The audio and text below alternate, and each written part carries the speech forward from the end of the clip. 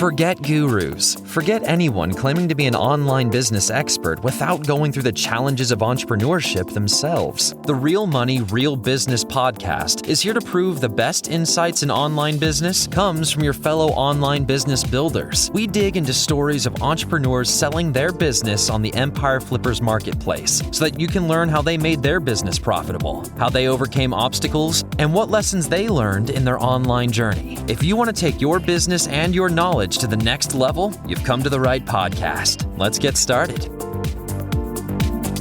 Hey everyone, Lauren here with another great business to discuss on this episode of the Real Money, Real Business podcast. Today's guest is Julie, and she's selling her Amazon FBA business on the Empire Flippers marketplace. Welcome to the show, Julie. How are you doing today? I'm doing fantastic, Lauren. How are you? I'm very well, thank you. And I'm so excited to talk more about your business. But before we dive in, I'll give the listeners a brief summary of the business. This is an Amazon FBA business. It's in the personal care niche, and it was created in September 2014. The average monthly revenue for the business is $41,997, and it makes an average of $11,462 per month in net profit. For everyone listening, you can visit empireflippers.com/marketplace and search for listing number 56372 to learn more about the business. Or you can unlock this listing to start your due diligence if you're interested in purchasing this asset. So before we dive into the interview, let's have a look at what assets are included in the sale. There is an Amazon Seller Central account with 9 products and 19 SKUs, a domain and all site content and files, an email list with 298 subscribers, trademarks, Facebook, Instagram, social media accounts, as well as supplier contract and relationships. So now that we know more about the business, let's hear from the seller. Julie, can you tell us a bit about your background in building and running online businesses? Well, that starts good. My background is basically, I've learned as I went. I have no business background whatsoever.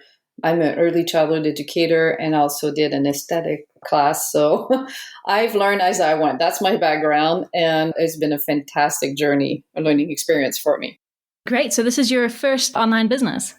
Yes, it is. Oh, fantastic. How did you come up with the idea to start this business? Just needed a change of career, and one thing led to another. I started buying stuff and reselling them. And first thing you know, I decided to go wholesale, and then I wanted to provide quality, and I decided why not jump in right into it and start my own brand so I can provide exactly what I wanted to the customer, to the market. So that's how I started, and from one product to another and keeping growing from year after year from there. Oh, that sounds like a very exciting journey that you've been on. So when you first started out, when you first created the business, what made you choose the Amazon FBA business model over a traditional e-commerce store like Shopify? I also do have a Shopify also. I think Amazon was actually the best choice for me because you already had the customer base that was there. So it was kind of easier for me to put in some eyeballs on my product. The customers were there. And when I started, there was not as many competition maybe as it is now. That's why I chose to go that route. Yeah, absolutely. Amazon definitely makes it easier. You're not quite on your own as you are with an e-commerce store. So why did you choose to sell products in this particular niche? I choose that niche because I wanted to bring quality products that I felt was not readily available to the market at the time. So I needed to bring quality. Yeah, perfect. So you identified sort of a gap in the market where you felt no one was selling the products that you could offer? Yes, to the professional quality that I could offer, yes, to everybody. Okay, perfect. So what are the reasons that you're selling the business now? The main reason is because I think I brought the business as far as I could on my own. I don't have any employees, but also I'm lacking some of the technical skills that I need for like building up the social media, the website to where I think that needs to go. I actually looked into hiring a management company to bring the company further for me, but we were not a right fit, unfortunately. I just want to see this business grow, and I think I have brought it as far as I could on my own with the lack of business knowledge and technical knowledge that I need, I think, to bring it beyond. Yeah, especially since this is your first business, I'm sure you've had a lot of ups and downs and quite a steep learning curve. Is there anything that you learned from this business that was a big success that you would apply to any future businesses that you start? Oh, absolutely. To just don't let your fear get in the way and keep learning. It was so rewarding at the end. When I started, I didn't even know what an ROI was. So I came a long ways, and that I will do it over. There's communities out there to help you out on Facebook group and all that. And when you think you might not be good at something, just don't second guess yourself. Just keep going. Yeah, that's definitely a really good lesson to learn. I'm sure there were some things that didn't work out as well as that. What were some of the big mistakes or big setbacks that you would approach differently the second time around? In the specific business, I would say, even if you get samples of your products and all that, just make sure that before they manufacture your units, let's say you have 1,000 or 10,000 units, regardless, just make sure that send you a sample to make sure that it is to the quality and exactly how you want. Because I had to have some products redone and it's time consuming, but I've learned to make sure to have them send me a few products to review or either videos so I can double check everything after the first order is made, especially on new products. Yeah, definitely. That's fantastic advice. So does most of your traffic come to you organically through the Amazon platform, or do you run any marketing campaigns to drive traffic externally? No, everything comes from the Amazon platform. Like I said, I'm not good with Facebook or social media. I do have an Instagram and a Facebook, but I have not put any time or effort into it or advertise with them for that matter. Okay, wonderful. Yeah, it's great when all your traffic can come to you organically. It definitely saves a lot of time. So, Julie, if you were to keep this business, what are some of the ways that you would try and grow it further? I would have to get more skills for me, but I would do social media. I would do a Facebook advertising, probably even go on TikToks, influencers. I would do more products to the line. There's so many ways that I have in mind. I just don't know how, but there's so many ways that you can grow. Like part of me would love to keep it and keep growing because I can see the big potential. And there's so many ways that you can grow. Yeah, there's a lot of small things you can fiddle with. It's quite tempting to just keep playing around and seeing what the outcome will be. Mm-hmm. So can you walk us through the process of getting your inventory to the Amazon warehouses? What does your supply chain look like? Basically, I ordered everything from China. Before COVID, I used to send everything to the Amazon warehouses. As of now, I do have through 3PL that I send the inventory as well as my home warehouse. And I basically look at my inventory level on a weekly or daily basis, depending. Now it's more weekly because Amazon finally let us send more inventory in, which is nice. So I send for 3 months of inventory to the Amazon warehouse at a time. Yeah, that was perfect. So your suppliers are based in China? Yes, I have 4 suppliers in China. Okay, perfect. Apart from yourself, do you have any other employees in the business? No, it's just me. Okay, Myself and I. It's actually the name of the company kind of comes from just being me. So, but I will save that for the actual buyer. Yeah. So since you're the only one working on the business, can you walk us through what your typical work week or day looks like? How many hours do you spend on the business and what sort of tasks do you have to do on a weekly basis? Oh, yeah. Right now I spend about 5 hours, give or take, because I do have to prepare the inventory and send them to Amazon Canada and .com. But I do check the PPC on a weekly basis just to make sure I'm competitive with everybody else. And I do have other, like I'm helping my husband also is a seller on Amazon, so I'm helping him. So that's basically all the time I put into this business currently. So. Well, it sounds like it's a really streamlined business that doesn't take up too much of your time every week. No, it does not at all. I could do it remotely for the most part as well.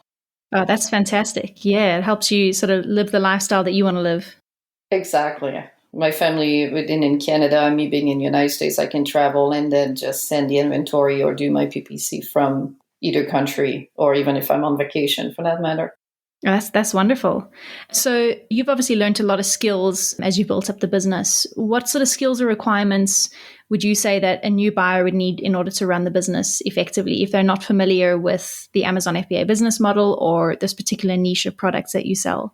I would say having a good understanding of the Amazon platform is a must to be able to continue growing the business. Of course, if you don't know anything about Amazon, it might be a little bit more challenging.